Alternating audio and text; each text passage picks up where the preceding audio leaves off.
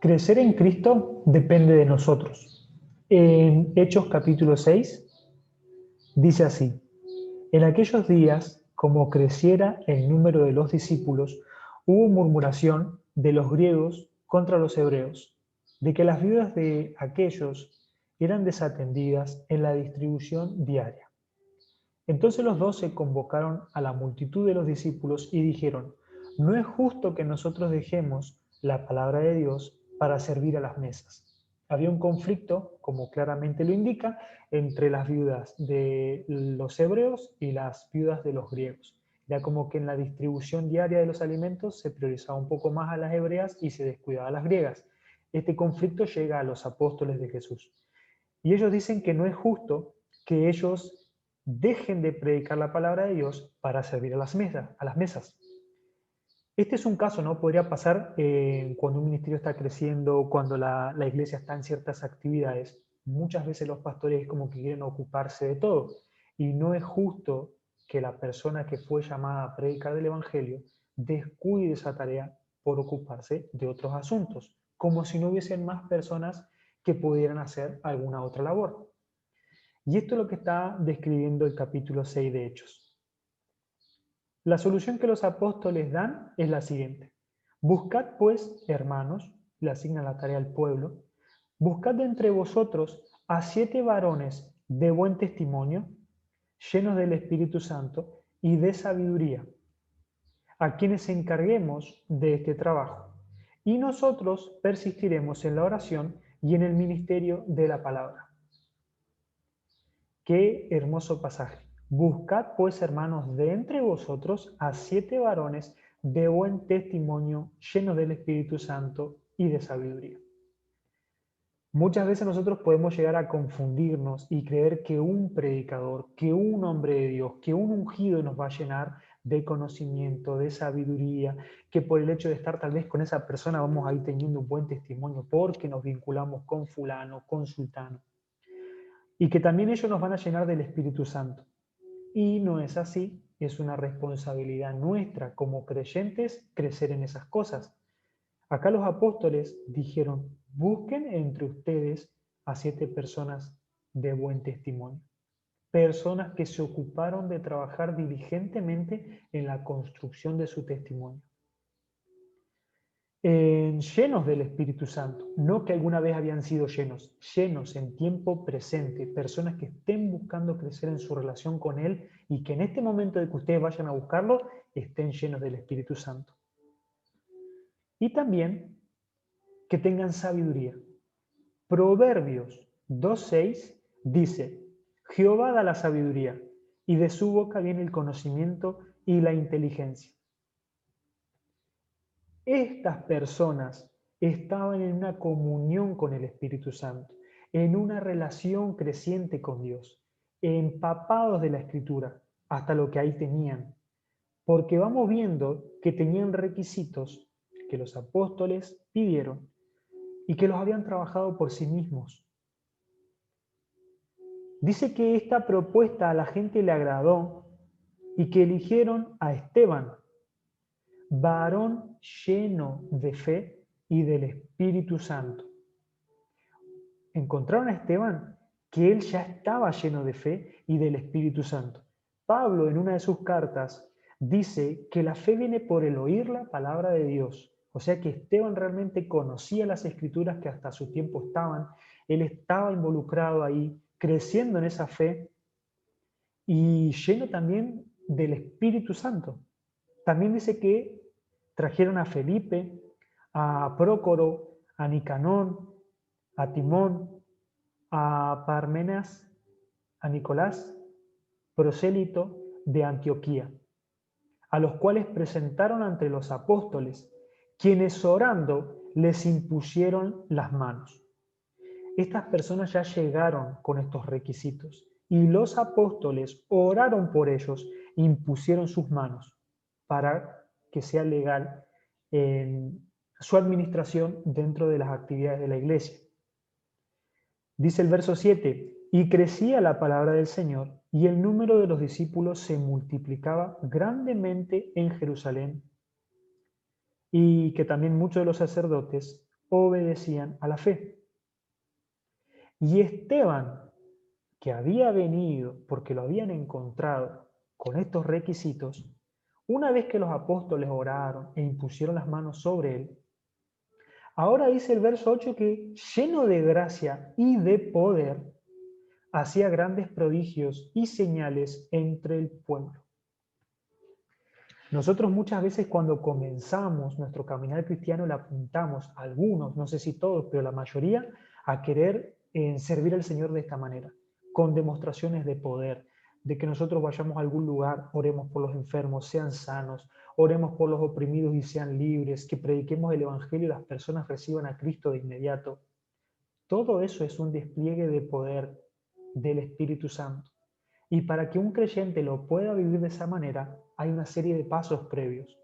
Lo primero, cuando vos creíste en el Señor Jesús, cuando vos confesaste a Jesús como tu único Señor y Salvador, si lo hiciste con fe en tu corazón, creyendo de que Dios Padre resucitó a Jesús de entre los muertos y que hoy vive, Dios Padre te envió a morar en tu interior al Espíritu Santo. El Espíritu Santo comenzó una obra preciosa y mientras vos le vas dando lugar, dejas que Él te enseñe, que Él te instruya, que Él te eduque, que Él te vaya revelando progresivamente las Escrituras, muy, muy pronto vas a ser una persona realmente llena de fe y llena del Espíritu Santo, porque es la manera de llenarse, con alabanza, con adoración, con una oración, todo esto guiado por el Espíritu Santo. ¿Y cómo nos guía Él? Internamente, a través de su palabra. El caso de Esteban, por ejemplo, que lo registra, ¿no? Cuando los apóstoles colocan sus manos sobre él, Esteban ahora pasa a estar lleno de gracia y de poder. La gracia es el favor divino que el Señor Jesús desató sobre la iglesia, sobre los creyentes en él, para poder tener la derecha de Dios, por así decirlo, que en todo lo que vos hagas Él esté ahí acompañándote. Y de poder.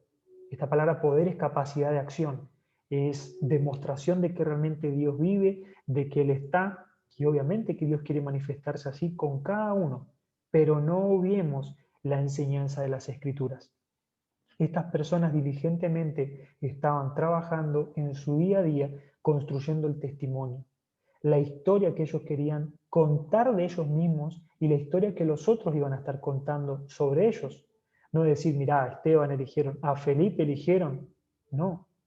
O peor aún, supónganse de que en el lugar donde vos te estés congregando, en el ministerio, tus pastores digan, nosotros realmente estamos ocupados en la predicación de la palabra, ocupados en la oración, no podemos ocuparnos de todas las tareas que van surgiendo. Busquen entre ustedes a personas que tengan estas características. Un buen testimonio, llenos del Espíritu Santo y de sabiduría.